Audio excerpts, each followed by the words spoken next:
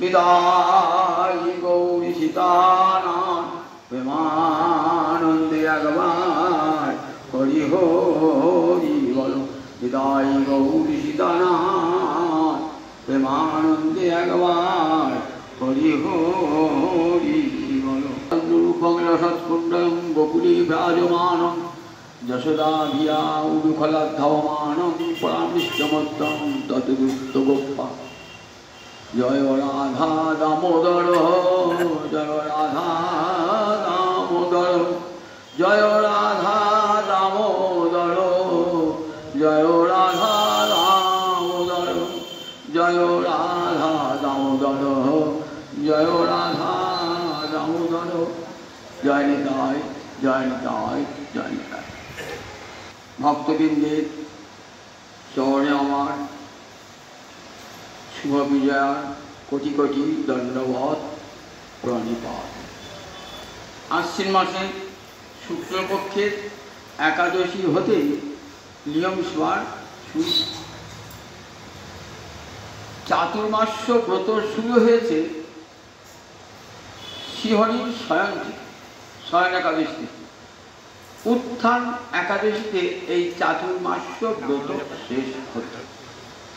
এই চাতুর্মাস্য ব্রতের অন্তর্গত দামোদর ব্রত। আশ্বিন মাসের শুক্লপক্ষে একাদশী থেকে কেউ আরম্ভ করতে পারেন, কেউ দ্বাদশী থেকে আরম্ভ করতে পারেন, কেউ পূর্ণিমা থেকে আরম্ভ করতে পারেন। যদি একাদশীতে আরম্ভ হয় তাহলে একাদশীতে শেষ, যদি দ্বাদশীতে আরম্ভ হয় দ্বাদশী শেষ, যদি পূর্ণিমাতে আরম্ভ হয় পূর্ণিমাতে শেষ। এই দামোদর ব্রতে রাধা দামোদরকে নিয়ম করে সেবা করতে হয়। সেবাটি হবে নিয়ম করে, নিয়মের সেবা নয়, সেবার নিয়ম থাকবে। রাধা সকালে উঠে রাত্রিবাস পরিত্যাগ করি। কার্তিকে তু জলমাত্রকে, কার্তিক মাসে যে কোনো নদীতে, পুকুরে, সরোবরে, বাড়িতে, উপদকে স্নান করলি।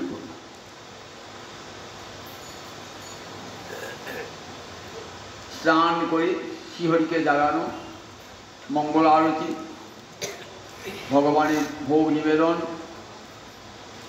তারপরে হরিকথা পরিবেশন এবং সারাটি দিন নিয়ম করে থাকা।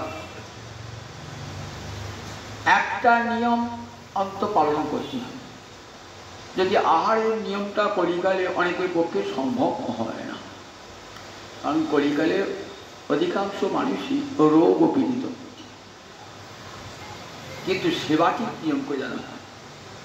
এরকম যে প্রতিদিন আমি তুলসী তলায় ঘিয়ে প্রদীপ দান করব, প্রতিদিন খঞ্জনি বাজে রাধা দামোদর কীর্তন করব,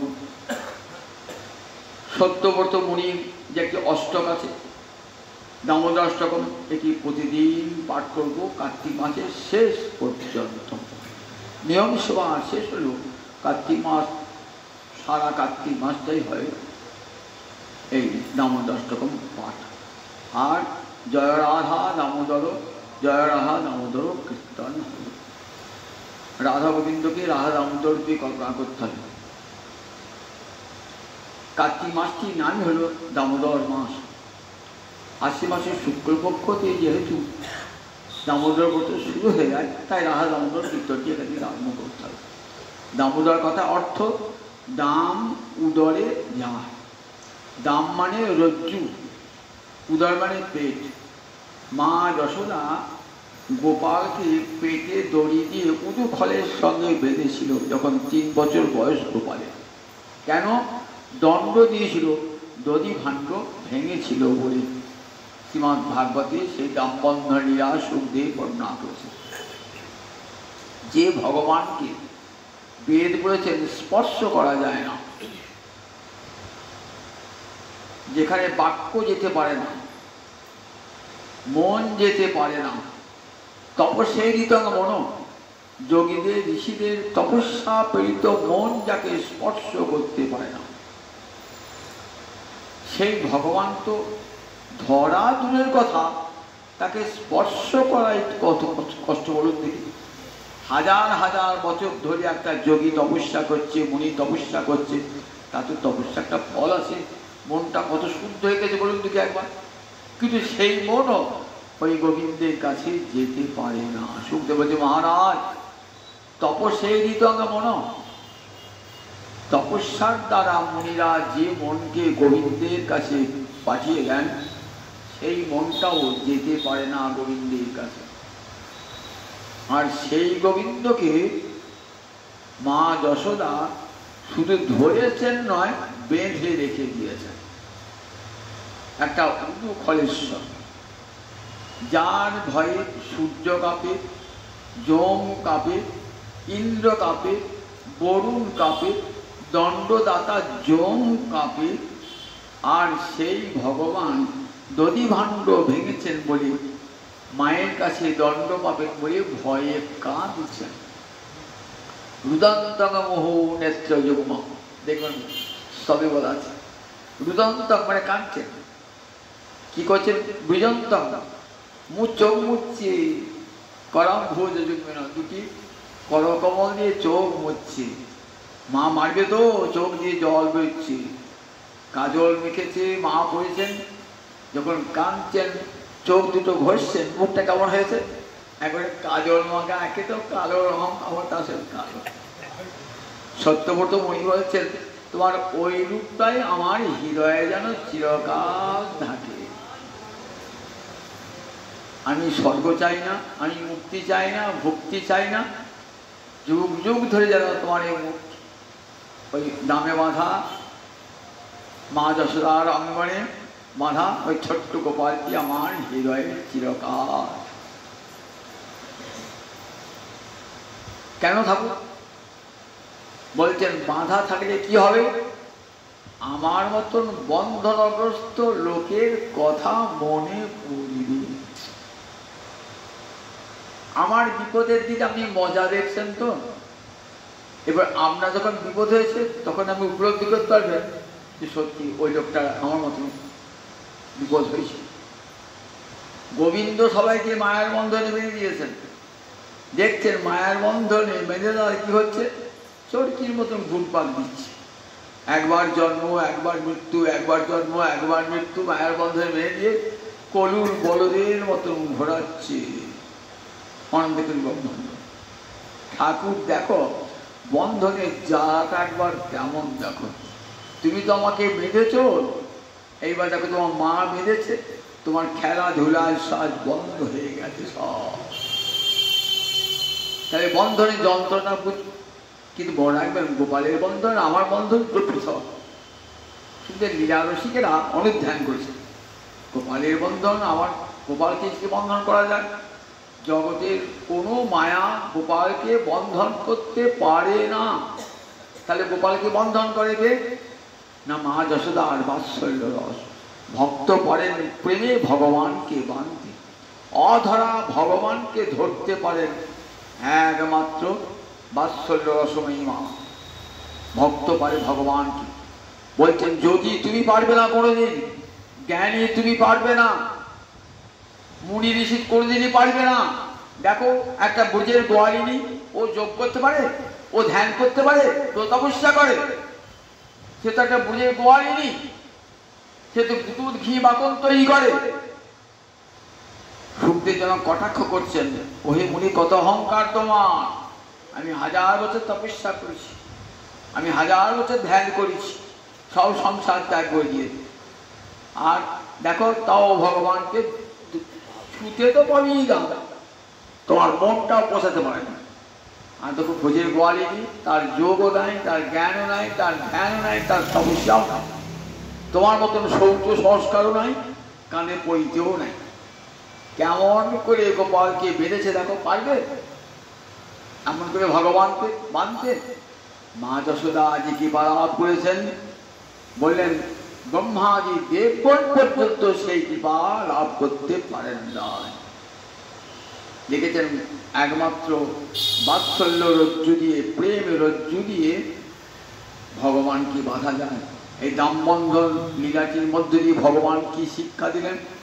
ওই জগতের জীব আমাকে যদি বাঁধতে চাও তাহলে প্রেমের দড়ি তৈরি করো, তাহলে আমি তোমার হৃদয় অঙ্গনে চিরকাল বাঁধা থাকবো। মা যশোদার উঠানে যেমন বাঁধা আছি, তোমার হৃদয় উঠানে আমি বাঁধা থাকবো। এই স্মরণ করা হয় এই রাহা দামোদর ব্রততে। ভক্ত নয়ন জলে মুখ ভাসিয়ে স্মরণ করেন সব সময়। নিয়ম করে প্রতিদিন দামোদরাষ্টকম পাঠ, প্রতিদিন জয় রাহা দামোদর কীর্তন, আর মনে মনে অনুধ্যান করা মা যশোদার অঙ্গনে গোপাল বাঁধা রয়েছে, উদু ফলের সঙ্গে গোপাল বাঁধা রয়েছে। চোখ দিয়ে জল পড়ছে, গোপালের কাঁদছে, মা আমাকে বেঁধো না, মা আমাকে বেঁধো না বলে। হাতে মাথা লাঠি আছে, ছেলেকে দণ্ড করবেন, নিজের ছেলেকে দণ্ডদান করবেন না। সব মায়ের তো অধিকার আছে নিজের ছেলেকে দণ্ডদান করবার, তাই মায়ের অধিকার, মা অধিকার ছাড়বেন না। কে বল তুই ভগবান? তুই তো আমার পেটের ছেলে রে, পেটের ছেলে ভগবান কিসে? এতখানি মায়ের দাবি। সুখদেব বলছেন দেখো মা যশোদার কেমন দাবি, গোপাল আমার পেটের ছেলে। না না, ও নারায়ণ নয়, আমি গুরুর আশীর্বাদে, নারায়ণের আশীর্বাদে গোপালকে পেয়েছি। কতখানি ভালোবাসার জোর করুন দিকে একবার, সেটি ধ্যান করতে হয় এই দামোদর মাস, পূর্ণ দামোদর মাস। প্রতিদিন বসে বসে কিছু পড়ুন আর না পড়ুন, শ্রীমদ্ হরিকথা ভাগবত সংবেদ্যা, ভক্তগণকে সঙ্গে নিয়ে হরিকথা গোপালের বিলাস শ্রবণ করুন। যদি বক্তা না থাকে বাড়িতে বসে পড়ব, প্রতিদিন এক অধ্যায় গীতা কি মহাভারতে একটা পর্ব পড়লাম, রামায়ণে একটা পর্ব পড়লাম, এমনি করে একটি নিয়ম করে একটি শাস্ত্র অধ্যয়ন এই একটি মাস ধরে করতে। আজ এই আশ্বিন মাসের শুক্লপক্ষে দ্বাদশী তিথি, এই তিথিটি কিন্তু খুব গুরুত্বপূর্ণ। আজকে 3 গোসাইয়ের তিরোভাব দিবস। কে কে? 6 গোসাইয়ের মধ্যে 3 গোসাই কে কে? রঘুনাথ দাস গোস্বামী, রঘুনাথ ভট্ট আর কৃষ্ণদাস কবিরাজ। 6 গোসাইয়ের মধ্যে না হলো 8 গোসাইয়ের মধ্যে পড়ে কৃষ্ণদাস কবিরাজ। এই 3 জনের তিরোভাব তিথি আজ। স্থানীয় কৃষ্ণদাস কবিরাজ কোথায় আজ উৎসব হচ্ছে বলুন দেখি? ঝামটপুর বহরানে উৎসব হচ্ছে। কেন উৎসব তো মনে রাখবে যে কেন উৎসব হচ্ছে ঝামটপুর বহরানে? আজ কৃষ্ণদাস কবিরাজের তিরোভাব তিথি। কে ছিল এই কৃষ্ণদাস কবিরাজ? কৃষ্ণদাস কবিরাজ ব্রজের এক মঞ্জরি, তিনি কৃষ্ণদাস বিলাস মঞ্জরি, তিনি কৃষ্ণদাস কবিরাজ রূপে আবির্ভূত হয়েছিলেন। কোথায়? ঝামটপুর বহরানে। পিতার নাম ছিল ভগীরথ, মায়ের নাম ছিল সুনন্দা। পিতার নাম ভগীরথ, মায়ের নাম সুনন্দা। বাবা কবিরাজি ব্যবসা করতেন। কবিরাজি ব্যবসা তখনকার দিনে কারা করতেন? যারা বৈদ্য জাতিতে, একটা বৈদ্য জাতি ছিল, ব্রাহ্মণের পরই বৈদ্যের স্থান। বৈদ্য কেন বলা হতো? তারা আয়ুর্বেদ চিকিৎসা করতেন বলে তাদেরকে বৈদ্য বলা হতো। সেই বৈদ্য কুলে আবির্ভূত হয়েছিলেন। তখনকার চিকিৎসা ছিল কবিরাজি চিকিৎসা। সেই কবিরাজ পরিবারে জন্মগ্রহণ করেছিলেন। যখন জন্মালেন, জন্মানোর কিছুদিন পরই পিতার মৃত্যু হয়ে যায়। যখন 6 বছর বয়স কৃষ্ণদাস কবিরাজের, তখনই পিতার মৃত্যু। আর একটা ভাই রয়েছে, সেটি 2 বছরে। মা পড়লেন বিপদে, পিতা তো চলে গেল, দুটো অপগণ্ড নিয়ে মানুষ করবো কেমন করে? এই মা মনে মনে ভাবছে তিনি বাচ্চাকে। মাকে আর বেশি দিন ভাবতে হলো না, মাও চলে গেলেন। কবিরাজ এবং তার ভাই অনাথ হয়ে গেলেন। অনাথ হলে কি হবে? জগতের নাথ তো দেখছে যে যতই অনাথ হোক একজন তো নাথ আছে জগতে। আবার নাথকে একমাত্র ভগবান শ্রীহরিনাথ। অনাথ ছেলে এত বড় মানুষ হয়েছে, একবার চিন্তা করে দেবো কি করে হলো? মনে মনে তখন হয় কি করে হলো, বলে একজন তুহু জগন্নাথ জগতে কহারসি জগবাহী নই ছাড়। মনে হচ্ছে আমার কেউ নাই, আছে একজন পৃথিবীতে নাথ, যে জগতের সকলের নাথ। তাই কবিরাজ গোস্বামী মা চলে গেল, বাবা চলে গেল, ছোট ভাইকে নিয়ে পাড়া প্রতিবেশী আত্মীয় স্বজন এগিয়ে এলেন, তারা বুক দিয়ে মানুষ করলেন দুই ভাই। পড়াশোনায় খুব ভালো, কিশোর দাস পড়াশোনায় খুব অল্প দিনের মধ্যে। তখনকার দিনে কি বিদ্যা ছিল, স্কুল কলেজের বিদ্যা ছিল না, তখন তো স্কুল হয় না, তখন তো কি পড়া, প্রাইমারিতে অ আ ক খ শিখে সংস্কৃত পড়া, টোলে পড়া, চতুষ্পাঠে। যারা উচ্চশিক্ষা গ্রহণ করতো তারা কোথায় ভর্তি হতো, চতুষ্পাঠী। চতুষ্পাঠী মানে টোল, সেখানে প্রাইমারিতে বাংলা অ আ ক খ শিখে একবারে ভর্তি হতো চতুষ্পাঠী। তখন তাই স্কুলে ছিল না, কলেজে ছিল না, বিশ্ববিদ্যালয়ে ছিল না। সেইখানে চতুষ্পাঠীতে তিনি সব কাব্য, ব্যাকরণ, অলঙ্কার, বেদান্তাদি, দর্শন শাস্ত্র, রসশাস্ত্র সব মনোযোগের সঙ্গে পড়ি অতি অল্প দিনের মধ্যেই পণ্ডিত হয়ে গেল।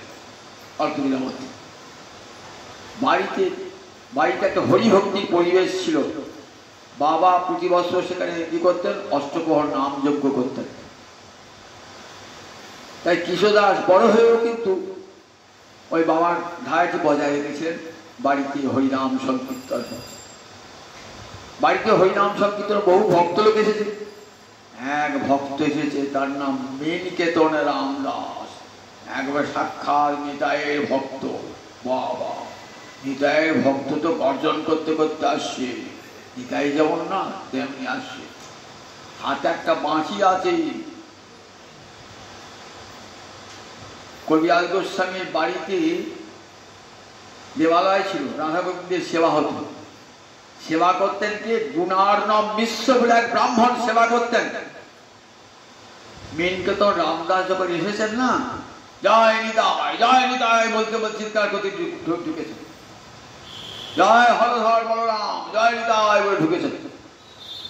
সবাই সে দেখছেন বাবা তেজস্বী বৈষ্ণব, সবাই সে চরণে পৌঁছে হয়েছে। একটি লোক মাথা নত করল না। কে? এই গুণার্ণব মিশ্র পুরোহিত। বলেছেন কে, দেখো এই রোমহর্ষ ঋষি। বলরাম বলেছিল রোমহর্ষ ঋষিকে, যখন নৈমিষারণ্যে পুরাণ পাঠ হচ্ছে, কুরুক্ষেত্র যুদ্ধের পূর্বে বলরাম যুদ্ধ দেখবেন না, দেখলেন নিজের চোখে যে আমার শিষ্যের পরাজয় দেখতে হলো, তো সেটা আমি দেখব না। জগতের কোন গুরুদেব চান তার শিষ্যের অধোগতি দর্শন করতে? পারি না। মুটুকুল ঝামেলার মধ্যে থাকতেন না। গোবিন্দ যত জটিলতার মধ্যে থাকতেন, আর বলভদ্র বলরামের উল্টো, ও সব সাথে বাজে নাই। বলরাম বলি দেখো কি তুমি, আমি ওসবের মধ্যে নাই। ও কৌরব মণ্ডল যুদ্ধ হচ্ছে, ওরা বুঝে নেই, আমি ওসব কিছু চাই না, আমি থাকবই না। যুদ্ধ তো লাগে বুঝতে পারছি, আমি থাকবই না বলে বেরিয়ে পড়লেন। যুদ্ধ দেখবো না চোখে, থাকবো না। বেরিয়ে পড়তে পড়তে কোথায় এসেছেন নৈমিষারণ্য, কলিযুগের তপস্যার ক্ষেত্র নৈমিষারণ্য। সেখানে পুরাণ পাঠ করছে কে, রোমহর্ষণ ঋষি। রোমহর্ষণ ঋষি পাঠ করছেন। বলরামকে দেখে সবাই উঠে দাঁড়িয়েছেন, প্রণাম জানাচ্ছেন, কিন্তু রোমহর্ষণ ঋষি উঠলেন না। খুব রাগ হয়ে গেল। কি করলেন, একটা কুশ নিক্ষেপ করলেন। সেই কুশটা একবারে তরবারির মতন ধারাল, ধর আর মুন্ডু পৃথক করতে, ধর আর মুন্ডু পৃথক হয়ে গেল। ঋষিরা যারা বসে পাঠ শুনছে না, তারা সব হাহাকার করলেন। এ কি করলেন বলরাম প্রভু, এ কি করলেন? আপনি ভগবান হয়ে কি কাজ করলেন? অস্মাবি ব্রহ্মাসন দত্তম, আমরাকে ব্রাহ্মণের আসন দান করে সুতো হলো। সুতো মানে যারা রথ চালায়, তারা জাতিতে নিচু, রথ চালায় গাড়ি গাড়ান্ত, যারা রথ চালায়, তিনি করছেন ভাগবত পাঠ। তা বললেন আমরাকে অস্মাবি ব্রহ্মাসন দত্তম, যখন ব্যাসাসনে বসে পাঠ করছে তখন ব্যাসের মর্যাদা দান করতে থাকে। সে যে জাতির হোক না কেন, সে নারী হোক পুরুষ হোক, যেগুলো সে ব্যাস, তখন সে ব্যাস। अस्माभि ब्रह्मासन दत्तम, আমরা ব্রাহ্মণের আসন দিয়েছিলাম, তোমার পাপ হলো কিন্তু ঠাকুর। বলে বেশ, ঋষি বাক্য মেনে নিলাম। কি জন্য পাপ হলো? ব্রহ্মবাদের জন্য। বলো বিধান দাও, তোমার ব্রাহ্মণ বিধান দাও, কি করতে হবে? বললেন ভারতবর্ষে যত তীর্থ আছে সব তীর্থে স্নান করতে হবে। বলে ঠিক আছে, সব তীর্থে স্নান করবো। আচ্ছা ঋষিরা, যদি রমহর্ষকে বাঁচিয়ে দিই তাহলে তোমাদের মনটা দুষ্ট হবে তো? বলে না না, পুরো বাঁচাতে হবে না, বাঁচাতে হবে না, তোমার পরাক্রম সত্য হবে। একটা দানব ইল্লর, সে আমাদের এই যজ্ঞক্ষেত্রে বড় উৎপাত সৃষ্টি করে তাকে হত্যা করে। ইল্লর আপনাকে হত্যা করলে, বলে তোমাদের তো পাঠ শোনার ব্যাঘাত হয়ে গেল। তারপরে ওর বাবার মতন এরকম পাঠ, এই রমহর্ষ ঋষির মতন পাঠকে শোনাবো আমাদের। বলে আমি আসে, ওর ছেলে আছে? বলে হ্যাঁ। বলে ওর ছেলে উগ্র স্বভাব। বলে আমি আশীর্বাদ করে গেলাম, পিতার মতোই বক্তা হবে, পিতার মতোই জ্ঞান হবে, পিতার মতোই দীর্ঘ আয়ু লাভ করবে, পিতার মতোই ভাগবতী উপযুক্ত ব্যাখ্যা করবে। এই আশীর্বাদ করে চলে গেল। তাই শুধু ওই যে রমহর্ষ ঋষি প্রণাম করেন নাই তো, তাই বলছেন দ্বিতীয় রমহর্ষ এই গুণান্ন মিশ্র আমাকে দেখে মাথা নত করল না। শ্যামাদাস, ভাইয়ের নাম শ্যামাদাস। শ্যামাদাস তখন বড় হয়েছে, বড় হয়ে কথাগুলো জ্যাঠার মতন কথা, তেমন বড় হয় নাই, পাকা পাকা কথা বলছেন। নিতাই টিতাইকে মানি না, গৌরকে মানি কি নিতাইকে মানি না। তখন বলছে তুমি নিতাইকে মানো না, গৌরকে মানো? জানো যে নিতাইকে মানে না গৌর মানে, তার কোনো মঙ্গল হয়, তার সর্বনাশ সাধিত হয়। কেন সাধিত হয়? বললেন অর্ধ কুকুটি নেন। কুকুটি মানে মুরগি, মুরগি তো ডিম দেয়, তা মুরগির পিছনটা ডিম দেয়, মুখটা খায়।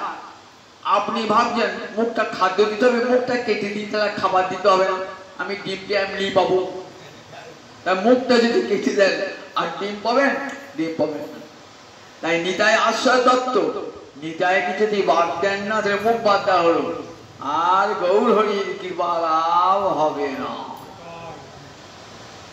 নিতাইয়ের করুণা হবে, ব্রজের রাধা মাধব পাবে, নিতাই পদ সদা করলাস। নিতাই চাঁদের চরণ স্মরণ না করলে পারে কখনো গোবিন্দ পাওয়া যায় না, গৌর পাওয়া যায় না। নিতাই চরণ যে স্মরণ করে না সে গৌরও পাবে না, আর আধবাবও পাবে না। এমন করে গৌর হরি ভজন রাধা রাধা আমরা করতে পারতাম যদি নিতাই চাঁদ না এসে সবাইকে অধিকার না দিতেন। আমাদের কি অধিকার, কি যোগ্যতা ছিল? গৌর হরিকে গোবিন্দকে সেবা করার অধিকার ছিল আমাদের? ছিল না। আমার নিতাই চাঁদ করুণার ঠাকুর বলেন, যাও নিতাই, জগৎ জীবের দাঁড়ে দাঁড়িয়ে গিয়ে হরিনাম দাও। আমার নাম বিশ্বম্ভর, বিশ্বকে নামে এবং প্রেমে ভরে দেব। এই জন্যই আমি পৃথিবীতে এসেছিলাম, কিন্তু আমার তো সে বাঞ্ছা পূর্ণ হলো না। আমি সন্ন্যাস গ্রহণ করে মুনি ধর্ম পালন করে রয়ে গেলাম নীলাচলে। দাঁড়ে দাঁড়ে, নরে নরে, ঘরে ঘরে কে হরিনাম দেবে? তুমি তো আমার দ্বিতীয় কলেবর, তুমি জগৎ জীবের দাঁড়ে দাঁড়ে গিয়ে এই হরিনাম দেবে। নিতাই আমার এলেন গৌর হরির আদেশ পালন করে, অক্রোধ পরমানন্দ নিত্যানন্দ রায়। আমার অভিমান শূন্য নিতাই নগরে বেড়া। যারে দেখে তারে কহে দন্তে তৃণ ধরি আমারে কি নিয়াল একবারে বল গৌর নিতাই আমার ক্ষণে হাসে ক্ষণে গায় ক্ষণে মুড়ো ছায় সোনার ওপর মতো যেন ধুলাতে লুটায় একবারে গৌর হরি বল রে তোদের হাতে ধরি পায়ে পড়ি একবারে গৌর হরি বল রে তোদের হাতে ধরি পায়ে পড়ি একবারে গৌর হরি বল রে। নিতাই আমার জাতির বিচার করে না, নারী পুরুষ বিচার করে না। মহাপ্রভু সন্ন্যাসী ছিলেন তো, নারীরা এসে পুরুষ সঙ্গে কীর্তন করো, এটা মহাপ্রভু বাঞ্ছন ছিল না। নিতাই বলেন ঠাকুর তুমি ফিরে যাও, তোমাকে করুণা করতে হবে না। তাহলে পৃথিবীর শুধু পুরুষেরা তোমার করুণা পাবে, মেয়েরা পাবে না? পৃথিবীর অর্ধেক নারী অর্ধেক পুরুষ, তাহলে অর্ধেক তো তোমার ভোজন করবে না প্রভু। বলে নিতাই তুমি যা করবে তাই হবে, তুমি যা করবে তাই হবে।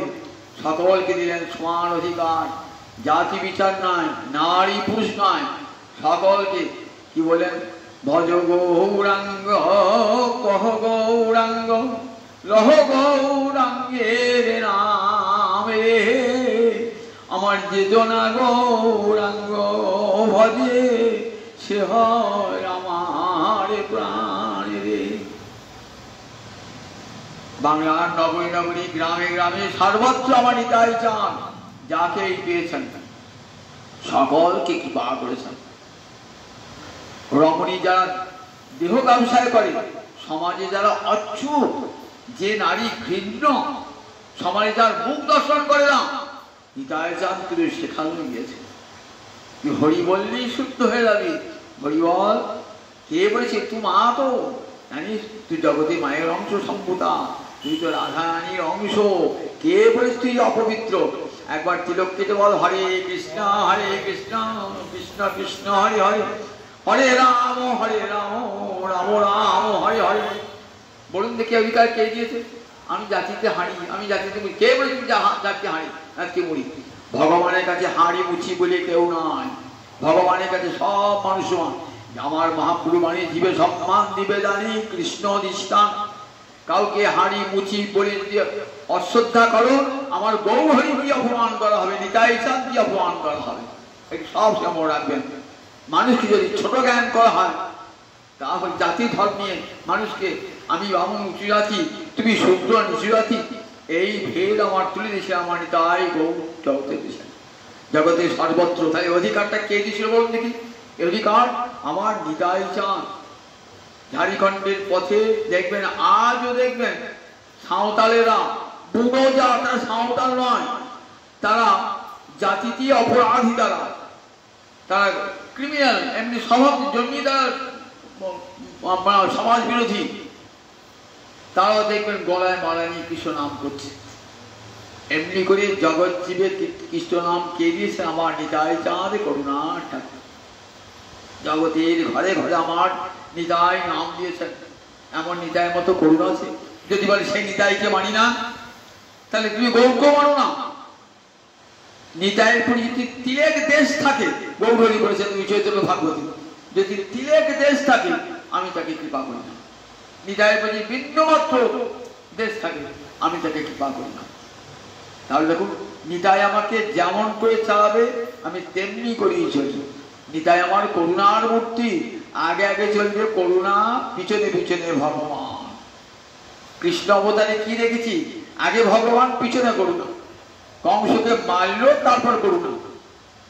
মারার পর তাকে দাও মুক্তি দাও, পুত্রাকে বধ করলো, তারপর দিল বধ। তাহলে আগে ভগবান পরে করুণা। আর নিতাই চাঁদ আমার আগে করুণা পরে ভগবান, একের তফাৎ। দেখুন, দেখেছেন সকলকে কেমন করে আমার নিতাই চাঁদ নাম প্রেম দান করেছেন। এটি আমার নিতাই চাঁদ না এলে হতো, তাই নিতাইকে মানি না, গৌরকে মানি বললে কি হয়, বলে তার সর্বনাশ। এই বলে খুব ক্রুদ্ধ যে নিতাইকে নিন্দা করেছে তো মাসিটা ভেঙে দিয়ে পালালেন, মাসিটা ভেঙে দিয়ে পালালেন। কবিরাজ গোস্বামী পাদ মনটা খুব খারাপ হল, এই ভাইকে এমনি করে আমার মাননীয় অতিথি আমার ঘিরে এনেছিলেন, তার সঙ্গে এমনি করে বাদানুবাদ করল। মহতের কাছে কখন বাদানুবাদ করতে নাই, মহৎকে অপমান করতে নাই। মহতের অপমান ভয়ঙ্কর, ভগবান করে সহ্য করেন না। মহৎকে যদি অপমান করে, এমন মহান মানুষ অপমান করলেন, খুব ক্ষুণ্ণ হলেন। রাত্রেবেলায় শুয়ে সে ভাবছেন কি অপরাধ করলো আমার বাড়িতে বৈষ্ণব চলে গেল ক্ষুণ্ণ হয়ে, একটু প্রসাদ জল সে গ্রহণ করলো না। মনে মনে ভাবছেন কি অপরাধ হলো, কি অপরাধ হলো, মনে মনে ভাবছেন। রাত্রিবেলায় নিতাই চাঁদ এসেছেন, এসে দাঁড়িয়েছেন নিতাই চাঁদ। অয়ে অয়ে কৃষ্ণনাথ না করিহ ভয়, বৃন্দাবনে যাহ তাহার সর্বলভ্য হয়। ভয় নাই, আমি আছি, বৃন্দাবনে চলে যাও, সেখানে কি তোমার সব বাঞ্ছা পূর্ণ হবে। কৃষ্ণদাস সেই রাত্রিতে চলে গেলেন কোথায়? সেই রাত্রি 11 বৃন্দাবন ছুটে চলে গেলেন। বৃন্দাবনে যখন গেলেন তখন বয়স কত? 20-22 যুবক। বৃন্দাবনে যখন গেলেন তখন রূপ 6 গোস্বামী বিদ্যমান।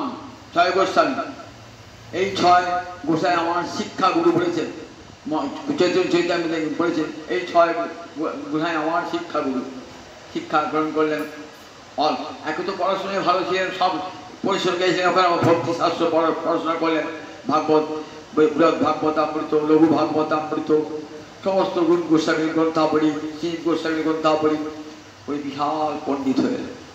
নামটা ছড়িয়ে গেছে, একখানা গ্রন্থ লিখেছেন, সংস্কৃত ভাষা কাব্য লিখেছেন, গোবিন্দ লীলামৃতম, গোবিন্দের অষ্টকালীন লীলা বিরাট বই লিখেছেন, গোবিন্দ লীলামৃত। কি সুন্দর সংস্কৃত ভাষার জ্ঞান। দক্ষিণ ভারত, উত্তর ভারতের সংস্কৃত লোকসভা আছে তো, তার পণ্ডিত আছে, বাংলাদেশে দেখতে পাবেন না, তারা পড়ে মুক্ত হয়ে গেছে। ওই বাবা কি স্বভাব, কবিতার কি পাণ্ডিত্য, পাণ্ডিত্য আর ভক্তির কি মণিকাঞ্চন যোগ। তারপরে আর একটি গ্রন্থ মহাপ্রভু এনেছিলেন, বিল্বমঙ্গলের নাম শুনেছেন তো? দক্ষিণ ভারতে বিল্বমঙ্গল, সেই বিল্বমঙ্গলের একটি গ্রন্থ যার নাম কৃষ্ণ কর্ণামৃতম। কৃষ্ণ কর্ণামৃতম, সেই কৃষ্ণ কর্ণামৃতম গ্রন্থটি শ্লোকগুলি ছিল, কিন্তু ব্যাখ্যাটি সুন্দর ব্যাখ্যা ছিল। সেটি একটি ব্যাখ্যা দিলেন, সারঙ্গ রঙ্গদা ব্যাখ্যা দান করেন। সারঙ্গ রঙ্গদা ব্যাখ্যা এটি আছে অপূর্ব হলো না, গুণীজনের মনকে আকর্ষণ করে। চৈতন্য লীলা এই সময় কে পাঠ করতেন? বৃন্দাবনে গোবিন্দ মন্দিরে তিনি প্রধান পুরোহিত। হরিদাস পণ্ডিত পাঠ করতেন।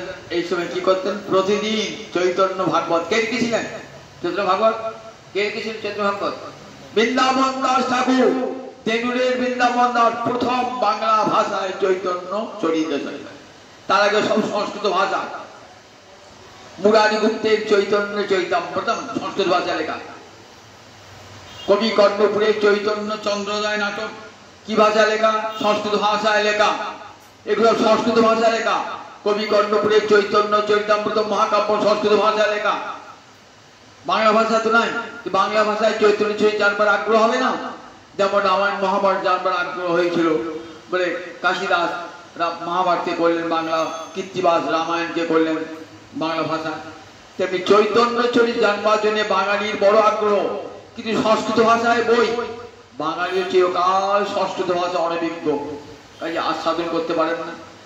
বৃন্দাবন দাস ঠাকুর উপলব্ধি করলেন, তিনি অতি সহজ সরল ভাষায়, যাদের সাধারণ মেয়ে ছিল, অল্প শিক্ষিত মেয়ে, তারাও ওই পায়ার ছন্দে সুন্দর সুর করে, যেমন করে রামায়ণ মহাভারত করে তেমনি করে চৈতন্য লীলা পাঠ করতে পারবে। এমনি করে চৈতন্য ভাগবতী রচনা করলেন। কিন্তু চৈতন্য ভাগবতে মহাপ্রভুর সব লীলা নাই, বিশেষ করে মহাপ্রভুর অন্তলীলা, অন্তিম লীলা, যেখানে রাধা ভাবে বিভাজিত হয়ে লীলা করছেন, যেখানে রাধানী ভাবকান্তি অঙ্গীকার করে এসেছেন তো, যদি গৌরাঙ্গ না হতো কেমন হইত, কেমনে ধরিতাম দে। আমার শিরাধার মহিমা রস সিন্ধু সীমা, জগতে জানা তো কে। মধুর বৃন্দা বিপিন মাধুরী, প্রবেশ চাতুরী সার। আমার বড় যুবতী ভাবিল আরতি, সকতি হইত কার। রাধানী কি বস্তু জানতে পারতাম? এটা আমার মহাপ্রভু না আসতো জানতে পারতাম না।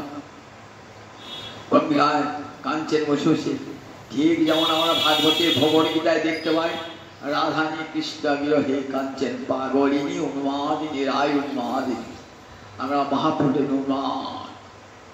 রাধানী ভাবকান্তি এসছেন তো দিন রাত কাছেন, কাহা দেবে কৃষ্ণ পাই, কাহা যাও কাহা পাও সৌপুরী বদন, ওগো স্বরূপ দামোদর, ওগো রামরায় বলে দাও বলে দাও, কোথায় গেলে কৃষ্ণ পাবো বলে দাও বলে দাও, ওগো স্বরূপ রামে রায় বলে দাও বলে দাও, কোথায় গেলে কৃষ্ণ পাবো বলে দাও বলে দাও। কৃষ্ণের বিরহে আমার বুক ফেটে যাচ্ছে, বলো কোথায় গেলে, কাহা যাও কাহা পাও সৌমুরী বদন।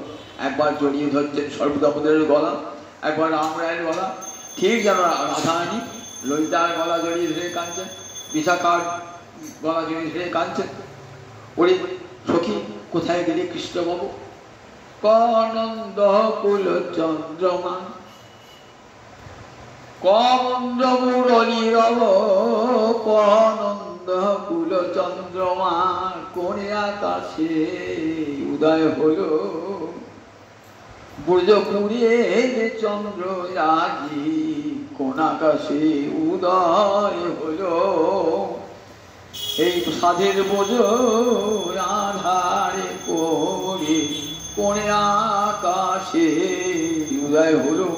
ওরে বলে বলি হলো গীতা, বলে বলি অভিশাখা, এই সাধের বোঝ আধারে করে নন্দপুর চন্দ্র কোথায় উদিত হলো।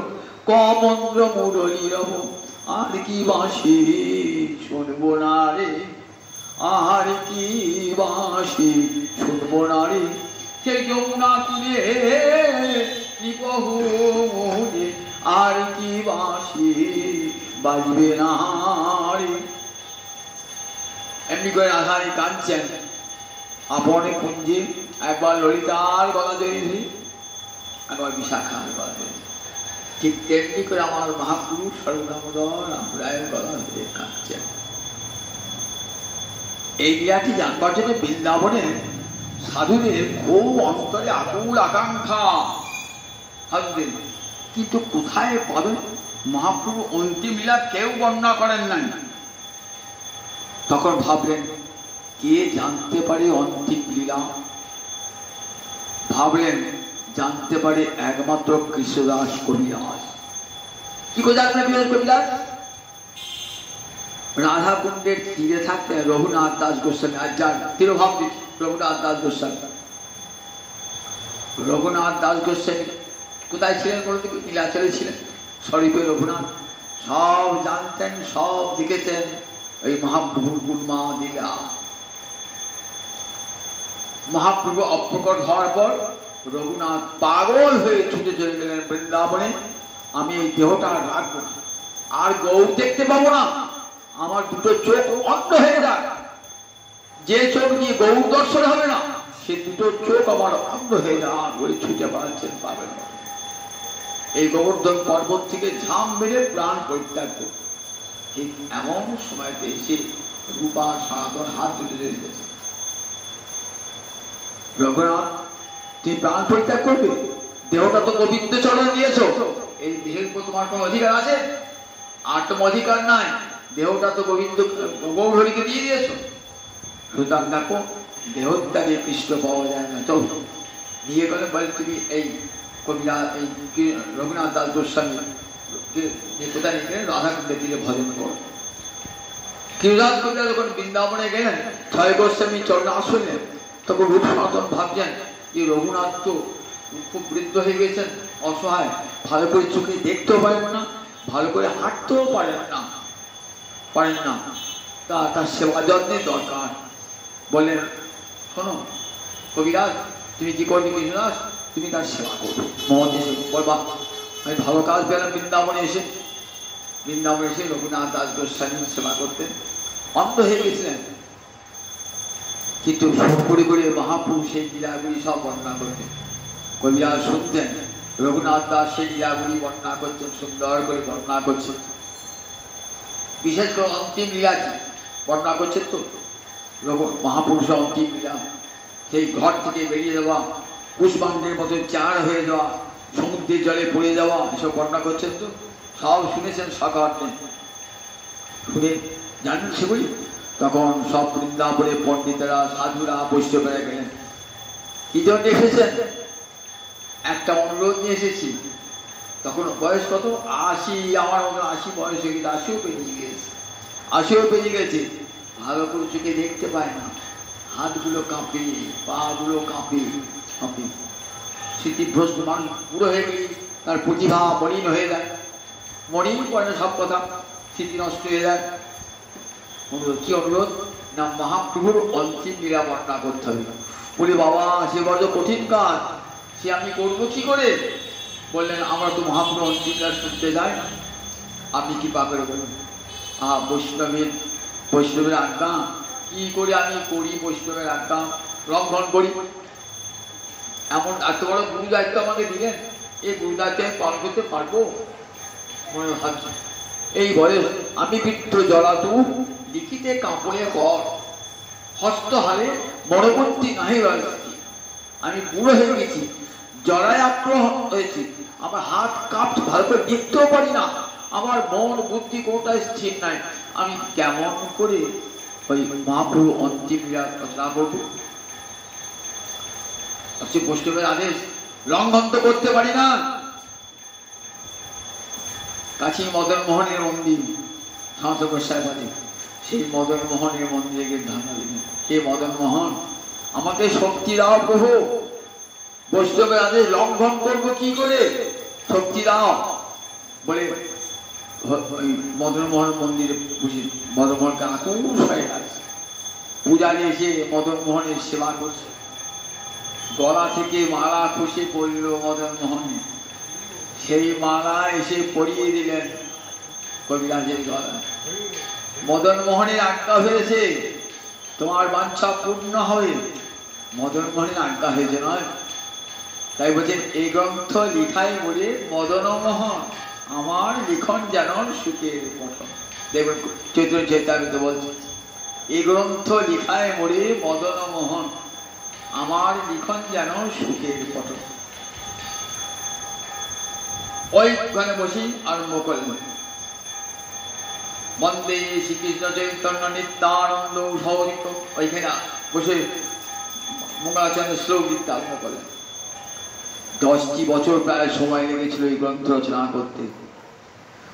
কখনো কখনো লিখতে লিখতে হাত ব্যথা করছে, আর লিখতে পারছেন না, কখনো কখনো অনেকক্ষণ চিন্তা করতে হচ্ছে, এই জন্য 10টি বছর লাগলো। জ্যৈষ্ঠ মাসের 1615 খ্রিস্টাব্দে জ্যৈষ্ঠ মাসের কৃষ্ণপক্ষের পঞ্চমী তিথিতে এই গ্রন্থ লেখা শেষ হল। জগৎবাসীকে, বিশ্ববাসীকে উপহার দিয়ে গেলেন চৈতন্য চৈতামৃত। গীয়তাং উদা শ্রোতাং নিত্যং চৈতন্য চৈতামৃত।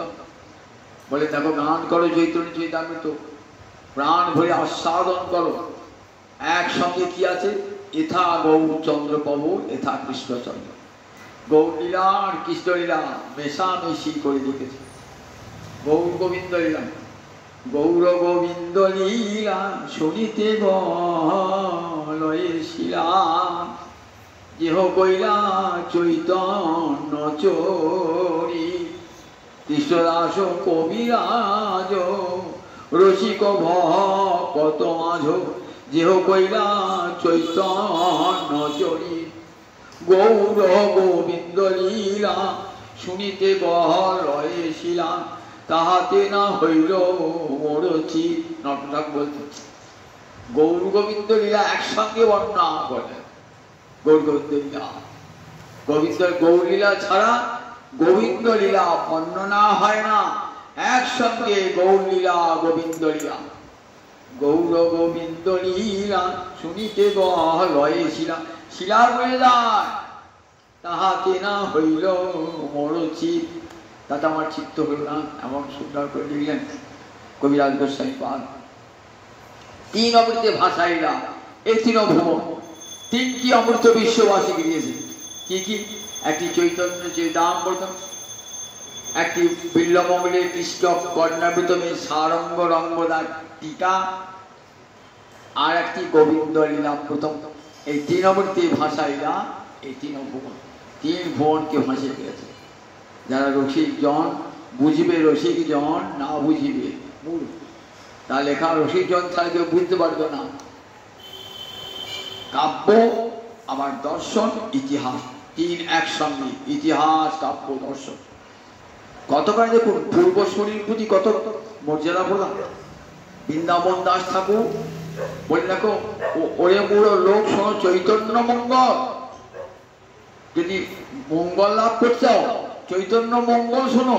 দেখো মনুষ্যের রচিতে নারী ঐছে গ্রন্থ ধন্য, বৃন্দাবন দাস বকি বক্তা শ্রী চৈতন্য।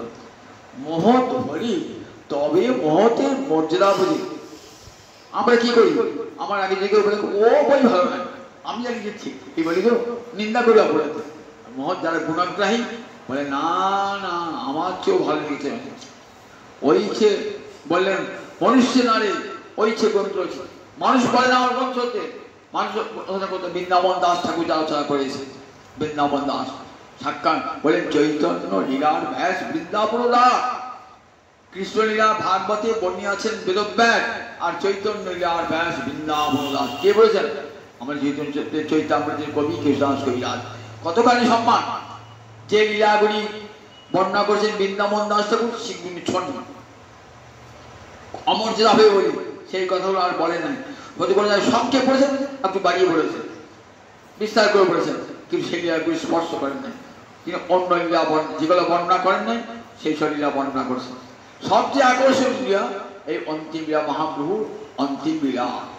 মহাপ্রভু এই যে শেষ যে রহিল প্রভু দ্বাদশ বৎসর, রাধিকার ভাব চেষ্টায় উঠে নিরন্তর। শেষ যে 12টি বৎসর রাধারানী ভাব চেষ্টা, সেটাই চৈতন্য চৈতামৃতের মূল আকর্ষণ।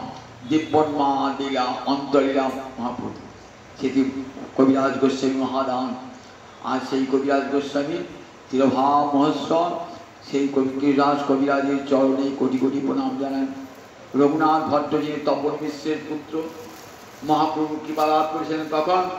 তখন যখন পূর্ববঙ্গে গিয়েছিলেন তখন তপন মিশ্রের কৃপা পাইছিলেন। বলেছেন যাও তুমি কাশীতে, সেখানে দেখা হবে। কাশীতে গিয়ে থাকতেন, তপন মিশ্রের গিয়ে ভিক্ষা নির্বাহ করতেন। তার ছেলের নাম রঘুনাথ ভট্ট। রঘুনাথ ভট্ট মহাপ্রভু সেবা করেছিলেন। পরে এলে নীলাচল বাবু তোমার কাছে থাকবো, বলে না নিজের বাপ মাকে ছেড়ে দিলাম, যাও বাপ মায়ের সেবা করো। বাপ মায়ের সেবা করি, বাপ মায়ের যখন অন্তর ঢালে আমার কাছে আসবো। বাপ মায়ের অন্তর ঢালের পরে এলেন, এরকম যাও 8 মাস রেখে বৃন্দাবনে চলে যাও, সেখানে গিয়ে রূপ সনাতনের কাছে শিক্ষা করো। সেখানে গিয়ে ভাগবত শিক্ষা করলেন, মধুর কণ্ঠে ভাগবত পাঠ করতেন। কত সুখ সংযোগ করে রঘুনাথ ভট্ট বলছেন ময়ূর ময়ূরী সুখ সারি, তারা বসে বসে ভাগবত শুনত। রঘুনাথ ভট্ট ভাগবত পাঠ করতেন, পুরো গ্রন্থাকে রচনা করেন নাই, কিন্তু অপূর্ব সুরে ভাগবত পাঠ করতেন রঘুনাথ ভট্ট। আর রঘুনাথ দাস গোস্বামী এই কথা তো আমরা শোনেন, চিরনদী মহোৎসব যখন প্রতি বছর বলি, বড় লোকের ছেলে, রাজার ছেলে বলতে গেলে এক প্রকার। কোথায় বাড়ি ছিল? আদি সপ্তগ্রাম। হিরণ্য দাস আর গোবর্ধন দাসের পুত্র রঘুনাথ দাস গোস্বামী। গোবর্ধন দাসের পুত্র এই রঘুনাথ দাস গোস্বামী। এত বাবার অঢেল ঐশ্বর্য, যৌবন বয়সে বাবা বিয়ে দিলে যাতে সংসারে মন বসে। যার মন গোবিন্দ চরণে, গৌর গোবিন্দ চরণে, ঘরে সুন্দরী পত্নী থাকুক আর অঢেল ঐশ্বর্য থাকুক, তার মনকে বেঁধে রাখা যায় না। পাগল হয়ে ছুটলেন নিতাই চাঁদের কৌরা লাভের জন্য। পানিহাটিতে দণ্ড মহোৎসবে কৃপা লাভ হলো। নিতাইয়ের চরণে করুণা পেয়ে চলে গেলেন পুরী হয়ে মহাপ্রভুর চরণে পড়ে রইলেন। সেখানে মহাপ্রভু সেখানে দীর্ঘকাল প্রায় 16 বৎসর থাকলেন ওখানে। তারপর চললেন বৃন্দাবনে। রাধাকুণ্ড দেখুন, রাধাকুণ্ড গেলেই পড়ে পড়েছে রঘুনাথ দাস গোস্বামীর কথা, নয়ন জলে ভেসেছেন। আর রাধাকুণ্ডে থেকে হার আধে বলি নয়ন জলের বুক ভাসিয়েছেন রঘুনাথ দাস গোস্বামী পাদ। কত গ্রন্থ রচনা করে সংস্কৃত ভাষায়, কত স্তব রচনা করছেন, সুন্দর স্তব রচনা করছেন। রঘুনাথ দাস মহাপণ্ডিত ছিলেন, বিদ্বান ছিলেন। ছোটবেলাতেই ঠাকুর হরিদাসের কৃপা পেয়েছে। মোহনজির কৃপা লাভ শুধু ব্যর্থ হয় না, মোহনজির কৃপা লাভ হয়েছে। মোহনজির কৃপা লাভে দেখুন সংসার বৈরাগ্য, বৃন্দাবনে গমন, সেখানে কি রূপ সনাতনী চরণ সেবন, এবং সেখানে রাধাকুণ্ডে বসে দিবারাত্র কান্তের নয়ন জলে বুক ভাসি। আজও দেখবেন যে রাধাকুণ্ড সে সব রঘুনাথ দাস গোস্বামী জানা। তখন রাধাকুণ্ড কোনো সরোবর ছিল না, একটা ডোবাও ছিল না, জমি হয়ে গেছিল। মহাপ্রভু কি করলেন, সেই মাঠে ধান চাষ হচ্ছে, সেখানকার টিকা নিয়ে তিলকল এটি রাধাকুণ্ড, এটি শ্যামকুণ্ড চিনে দিলেন। এরপরে ওইখানে গিয়ে সেবা করতেন। একদিন এক বুঝমাই জল নিতে এসেছে, তো এঁটেল মাটি পিছলি পড়ে গেছেন। তখন ওরা বুঝমাই বড় আঘাত লাগলো, যদি কেউ হাতটা বাঁধি তো ভালো হতো। মনে মনে ভাবছেন, কিন্তু বাবার টাকা তো নেবেন না, তুই বাবাকে বললি, বাবা করে দেন, বাবাকে বলবেন না। দেখুন এক শেঠ যে এসেছেন, কোথায় গেছেন, বদ্রীনারায়ণের মন্দিরে গিয়েছেন, সেখানে মন্দির তৈরি করবেন বলে। রাত্রে সবেছে নারায়ণ, আমার মন্দির করবার লোক পৃথিবীতে বহু আছে, যাও শেঠজি চলে যাও বৃন্দাবনে গিয়ে রাধাকুণ্ড তৈরি করতে হবে, তুমি করবে রঘুনাথ দাস গোস্বামীর কাছে চলে যাও। স্বপ্নে সব পেলেন। রঘুনাথ দাস গোস্বামী কোথায়, এক বৃক্ষতলে বসে ঝুঁকি বেঁধে ছিলেন রঘুনাথ। প্রভু আমার টাকা যদি গ্রহণ করেন, আমি নারায়ণ স্বপ্নাদেশ পেয়েছি, বলে টাকা আমি ছুব না, তুমি দাঁড়িয়ে থেকে এই কুণ্ড সংস্কার করে দাও। দাঁড়িয়ে থেকে সেই কুণ্ড সংস্কার করলেন। রাধাকুণ্ড বিশাল ঐতিহ্যবাহী কুণ্ড, রাধানী কঙ্কন দিয়ে যে কুণ্ড তৈরি হয়েছিল, সেই কুণ্ড আবিষ্কার করলেন। এই কুণ্ড আবিষ্কার আমাদের রঘুনাথ দাস গোস্বামী মহাদান। এই কুণ্ডে তিনি থাকতেন, দিবারাত্র হার আধে বলে কাঁদতেন, নয়ন জলে উদ্ভাসে রাজার ছেলে ধুলায় গিয়ে কাঁদতেন রঘুনাথ দাস গোস্বামী। তারও আজ তিরুভাব দিবস, তারও আমি কোটি কোটি প্রণাম জানিয়ে জয় নিতাই।